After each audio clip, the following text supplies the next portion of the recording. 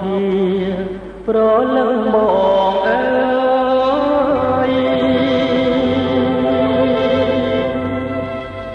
បងមកវិញហើយណា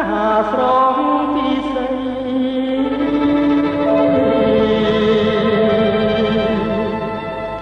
ទុកតូចយើងមួយទុកនៅធ្វើអ្វី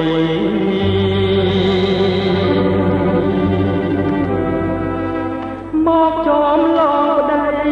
ប្តីឃ្លានបាយណាស់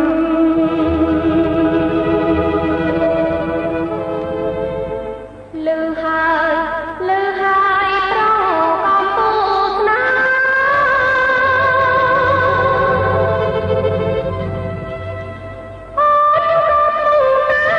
ប្រញាប់ប្រហែល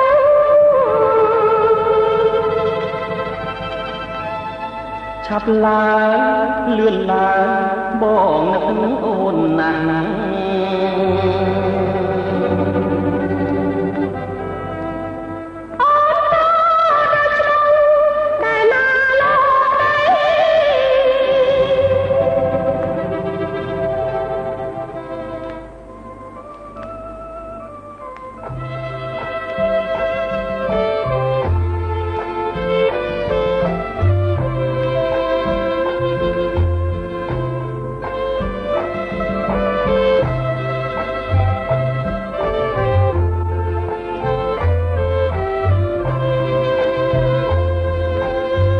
ពេលដែលបងបានចេញទៅធ្វើសឹក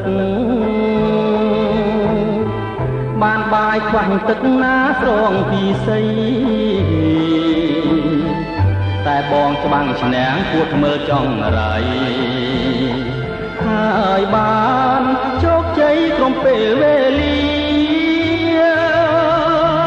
មកពីអូនខំបន់ស្រន់ដល់ព្រះ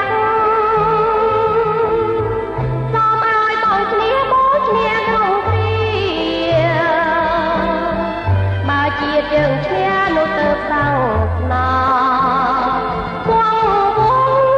លេបឡាមិនសូមបងបាននៅខ្មែរត្រូវតែខ្មែរយើងរួមនៅជាតិណាត្រូវតែកំចាត់យើងត្រូវគ្រប់គ្រងសុខដូចជីវិតរាសាបាជាណា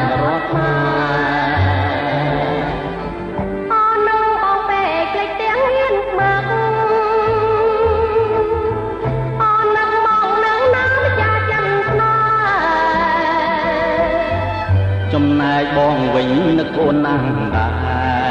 រនឹកកូនរកម៉ែណាពៅប្រលឹង